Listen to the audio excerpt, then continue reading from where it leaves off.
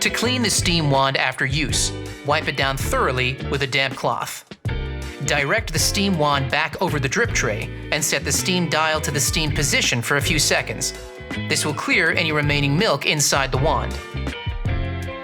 If any holes in the steam wand tip become blocked, these should be cleaned using the steam tip cleaning tool, as even partially blocked holes may affect the performance of the steam wand.